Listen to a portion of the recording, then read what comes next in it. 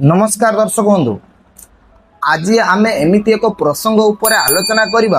विवादटी हूँ दीघा जगन्नाथ धाम मंदिर को नहीं।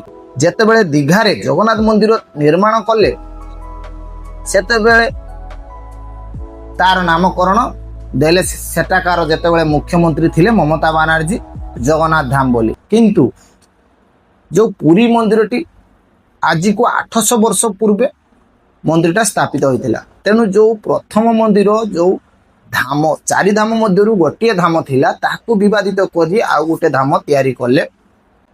यही शब्द हटिजा फल जी जगन्नाथ प्रेमी एवं जो प्रति ओडिया लोकों मनरे जो असंतुष्ट थिला से माने एबे शुभेन्दु अधिकारी को धन्यवाद दौरान एवं जो राजनीति उद्देश्य रखी जो ममता बनर्जी मंदिर को दीघा धाम बोली कही ता गोटे प्रकार तार गर्व अहंकार थिला। एवं जो जगन्नाथ को नहीं से राजनीति करथिले से जगन्नाथ ही ताको उचित शिक्षा देइचंती।